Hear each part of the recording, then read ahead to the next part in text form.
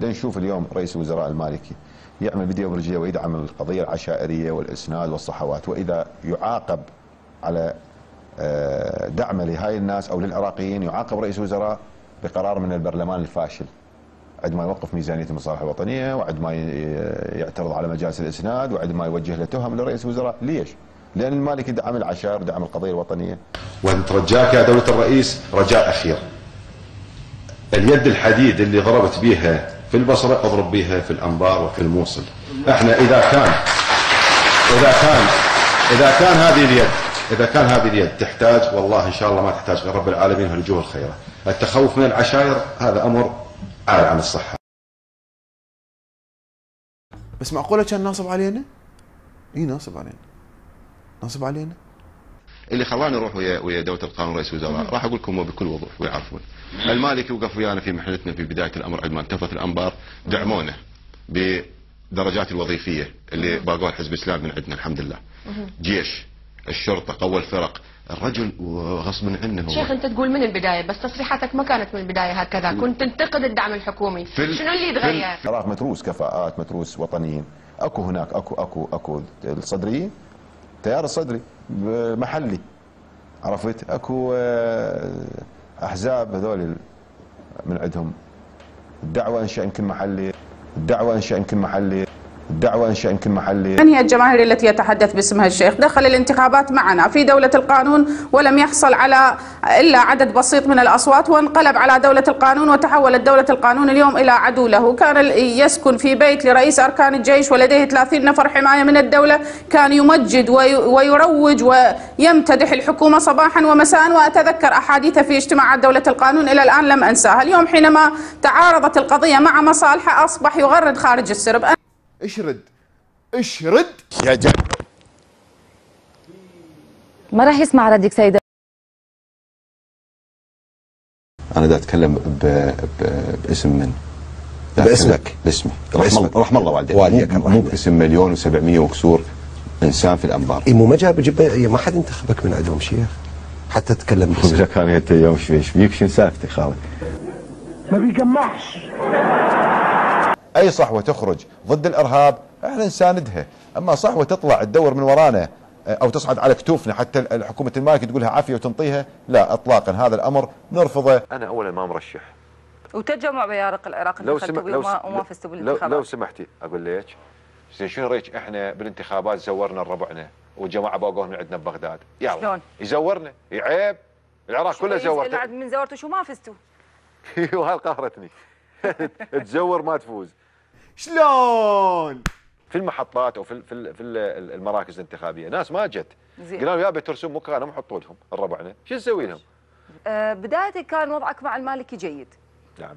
وراضي عنه وبيناتكم حتى علاقه ربما من نوع من نوع معين، ما اريد اقول من نوع خاص، لا من نوع معين. ليش انقلبت فجاه ضد المالكي؟ كان ابتلى بيه الله وكيل، كان لزم الاريل وحطه بالجهاز هذا ابو السونار الجديد. صدق انت مو عندك حزب اسمه حزب البيارق؟ اسست قائمه قائمه البيارق؟ اي قائمه دخلنا بها ربعنا، قلنا نفزع نطبب الخوش وادم، تالي لا الخوش وادم افلحهم ولا اللي طبنا وياهم صاروا خوش وادم. هذه حقيقه ما جرى بالانتخابات بالعراق، ولا يشرفني بعد ان اطب هيك عمليه،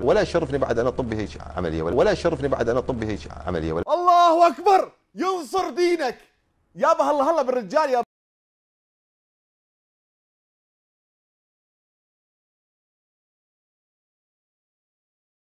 شافي كذب.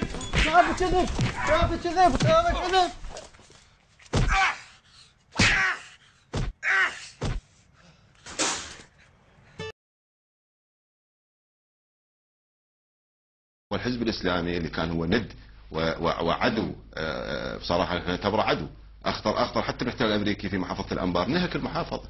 فلذلك احنا قضيه الانقسامات مع من وضد من اصبحت.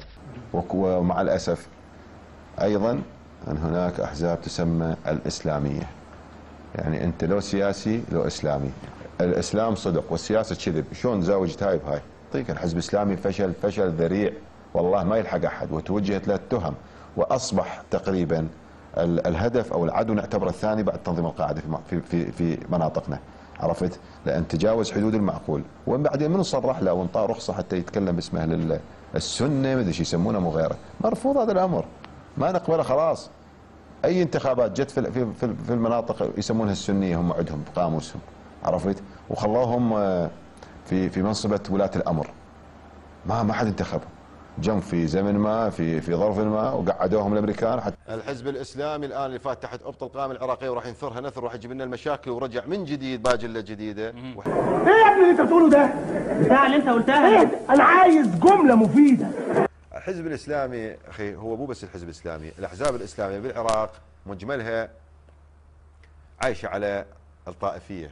الحزب الاسلامي عندنا عليه وثائق وبعض المعلومات الحقيقيه الموجوده ان اعضاء في الحزب الاسلامي نعم كانوا يمارسون سرقه منظمه داخل محافظه الانبار، وعندي وثائق موجوده جنطهم، لا احد يقول لي علي خلاص باشر عقبه تطلع انا خلي يجيني اي جهه، هسه صار يجي كثر اهذر بهالاعلام ما جتني جهه رسميه قالت لي وين وثائقك؟ ما يجون ياخذونها. هسه اليوم من يخلص البرنامج نقول لك انطينا وثائق. تعالوا قلت لك اياها عندي وقلت لك عندي وتعالوا خذوهن، اخذوهن خلصوني منهن، حاطن جمره بشيلي لي ما تفيدني، اخذوهن خلينا نخلص. مو تهمته ولكن حقيقه ما جرى. مع الاسف جت هاي الحكومه جابوها الصحوتشيه خلوها الان سكتت عن الحزب الاسلامي لان صارت اتفاقيات. فانا شو اقول؟ اقول الاخوان في القائمه العراقيه عليهم ان ينتبهون على امر مهم. هم طببوا الحزب الاسلامي نوبه الاخرى وياهم؟ هم طب جواب القائمه العراقيه وراح يبدي يمرر مشاريعه؟ هي هاي السياسه. بس احذر والله بعض الاحزاب الاسلاميه تسمى اسلاميه ان لا تعبث وتحاول البيع او الشراء او المتاجره او تحوف على ساحات الاعتصام سيكون مصيرها مصير حكومه المالكي. جدع والله العظيم يا جدع ده انت هايل.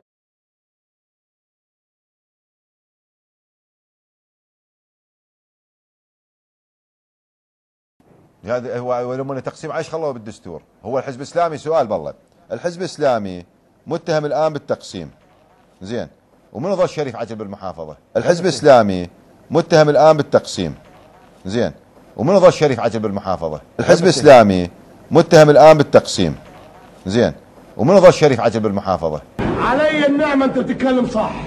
طب انت عارف بقول ايه؟ ادم اندرع مرسي ما بيتكلم صح.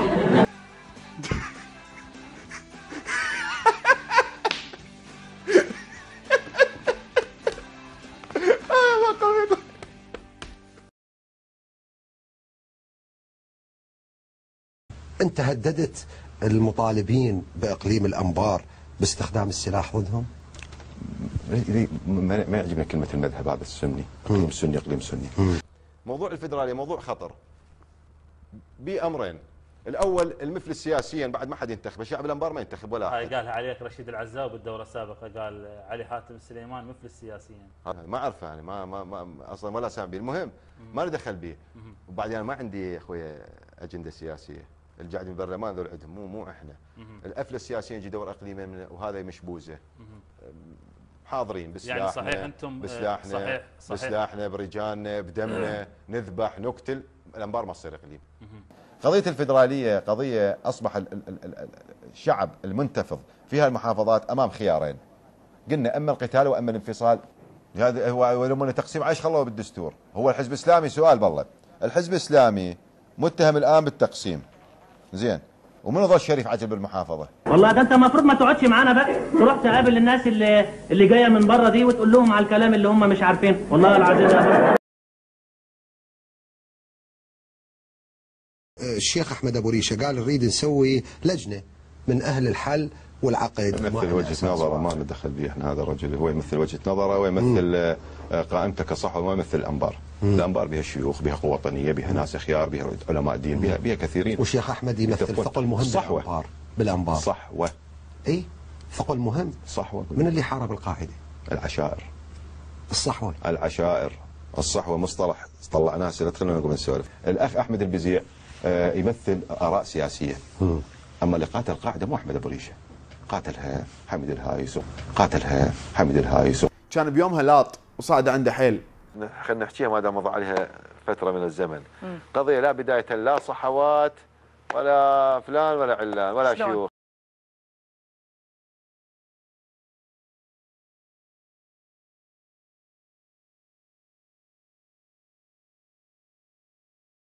سبق وان قلنا نحذر اي جهه بالتعرض او استهداف شرطه محافظه الانبار، الشرطه المحليه. يا طباب الخير انت. بس يا اخي احمد خليني اوضح لك الصوره واكلمك اياها بكل صراحه، احنا ما نكون الارهاب بعد. انتوا هتودونا في داهيه بقى ولا ايه؟ علي الحاتم غرب الرطبه والتنظيم جبا يعني، شوف يا اخي اللي 7 مرات يضربون التنظيم الان يجوا يبايعوه. علي الحاتم مو القاعده بالله عليكم. هو انا 6 نوبات انضربت من القاعده، اجى مو القاعده بعد اللي 7 مرات يضربون التنظيم. هو انا 6 نوبات انضربت من القاعده، اللي 7 مرات يضربون التنظيم. دلوقتي بمناسبه الظروف اللي احنا فيها دي عايز اعمل اجتماع على مستوى القاعده. النقطه الاولى، لم يعد الاعتصام والمظاهرات السلميه على ابناء العشائر حمل السلاح والاستعداد حول ساحات الاعتصام كافه، اي كل ابناء العشائر في محافظه الانبار بدون استثناء عليهم ان يتجهزوا لحمايه ابنائهم، لان احنا مقبلين على قضيه ما راح يمكن على قضيه. بس احنا نشوف ايش ما بينا، بس احنا نشوف ايش ما بينا. مياو.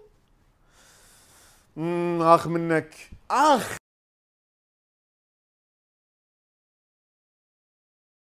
اولا لا تفاوضات 100 يوم 200 يوم 300 يوم سنه، احنا قضيه الايام وعد الايام يا اخي العزيز ما جاي نحسبها احنا. هذا ولكن هذا قد لا يتفق معك حتى ابناء المحافظه. كيف لا تفاوض؟ يجب ان تصلوا الى قرارات نهائيه. لا تفاوض مع هذه الحكومه. طيب ما الذي تريدونه ايضا؟ طيب تظاهرتم 300 سنه وبعدين ما ندخل بالتفاوض. خلي اسولف اللي عندي عاد ببطني خلطكن واخلص عاد هالمره، حتى خلي الشعب قابه. ايوه خبلتونا بالعراق ايش خبطنا بالعراق؟ ايوه اهوت شمال كده ولا اعمل اي حاجه كده ولا خش على من هنا ولا اعمل هسه العراق اصبح عراق عزيز علينا، وهذا العراق يا اخوي بلا هالعراق بلا هالسوالف كافي، ترى ملت جبودنا، ملت من كثر الوطنيات السوالف الكذب. يا اخوي بلا يا ليش كل جاي ذبح على فلان وحزب وفلان حزب، كافي ملت ارواحنا.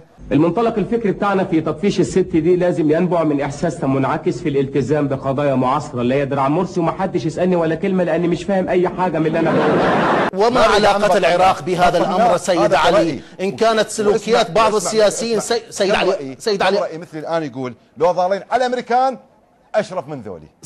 شرفك ليش؟ لا جديات ليش؟ لا صدق ناقصين احنا. سيد علي هذا اللي نقوله احنا. سيد علي العراق لا علاقة له بسلوكيات سياسي الغفلة في لحظة من الزمن، وفي غفلة من الزمن ظهروا أمامنا وبدأوا يحكمون. العراق لا علاقة له، العراق أرض وشعب وتاريخ لا يمكن أن ينتهي بيوم وليلة. وما علاقة أيضا المطربة ساجدة عبيد بالنشيد الوطني العراقي الجديد؟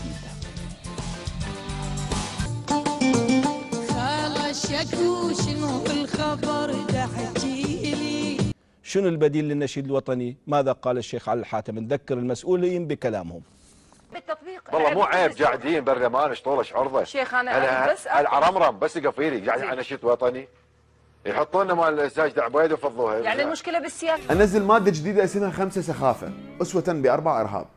اي واحد يقول نكته ما تضحك ينحكم حسبها. حطوا اغنيه ساجد عبيد وحلوا الموضوع. وصلنا لهالدرجه احنا ما ندري، مرات الدول علمها اذا يوقع بالقاع تلقاهم يلتمون يريد يشيلونه، حتى اذا يريد يبدلوا العلم اكو طقوس خاصه، اكو اعراف خاصه بابدال العلم من قديم الى جديد، بس احنا للاسف وصلوا سياسينا الى التصريحات اللي ما نعرف معناها وعشوائيتها. زين احنا حقيقه شفنا ذاك البيت ويقولون ذاك البيت العبد الجبار شنشل. نعم. هذا البيت المن؟ لا بيتنا هذا بيتك الشخصي. نعم. زين هاي الجراجات والسيارات والجيش ايش بيهم؟ مين لك هاي؟ شكرا جزيلا، وصلت الفكره، شكرا جزيلا. اولا يعني ارجوك السيطره على اعصابك، لان قناتنا يشاهدوها فئات عمريه كثيره وعندنا بنات ونساء ومراهقين، فارجوك اختيار الالفاظ المناسبه هذه اولا. ثانيا ما الذي يمنع ان تجلس؟ سمعتني يعني حضرتك لست شيخا سيد علي خاطرك سيد علي بدون شيخ ممله قصد كلام يعني للتعبير عن ما اوكي بدون شيخ سيد علي. نعم. مرسي ابن المعلم الزناتي اتهزم يا رجاله.